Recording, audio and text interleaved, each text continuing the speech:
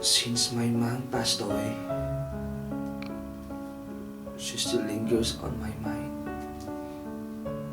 every now and then. My mom was a very remarkable woman. Our dad left us when my younger sister was still on her early years. Despite of her loneliness, she never showed us her weakness. She always had a smile on her face. She never failed to show us how much she cared for us. She was very thoughtful and very supportive. As I grow up, I have been too preoccupied with myself, with my dreams, with my goals, and I failed to see my mother's efforts. I had pretty much taken her love for granted. I never showed her my appreciation for all the things she'd done for me. Until one day, she fainted for no reason. We brought her to the hospital, and I was shocked of what that doctor had told us. My mom is suffering from leukemia. At malala na ito. Sabi pa nila, ilang buwan na lang yung ilalagay niya dito sa mundo. Paano nangyari to? Hindi ko nga man lang siya nakikitang may sakit eh.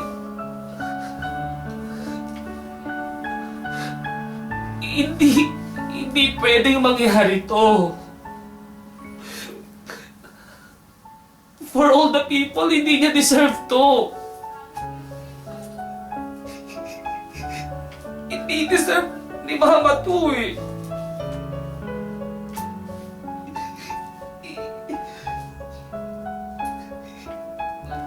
Napakabuti ng Mama ko isa lang. Hindi dapat sa kanya mangyari to. Hindi dapat sa kanya.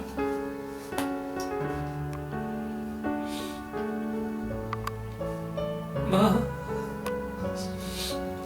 I'm sorry.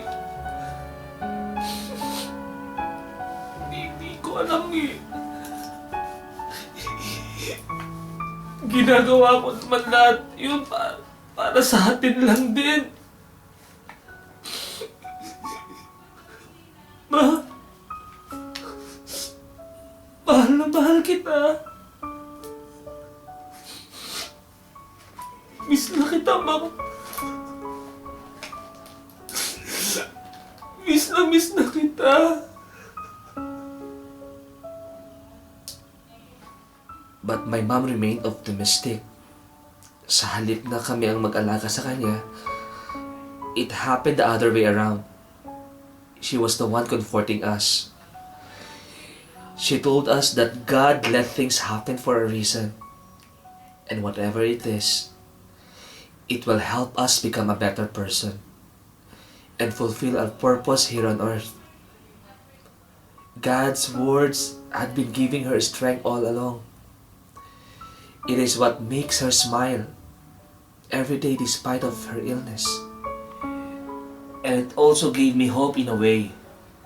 From then on, instead of dwelling on the pain, I made the most out of each day while I still have her by my side. I showed her the warmth of my love and affection. I also tried to be strong for her because it had been very strong for us. My mom underwent a couple of chemo treatments, but the final moment still came. I have made her a promise to take care of my little sister.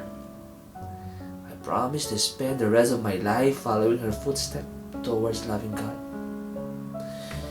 She taught me how to keep a personal relationship with God, be generous, share my blessings, treat other people fairly, love them the way I want myself to be loved, forgive the people who have caused me pain, even my dad.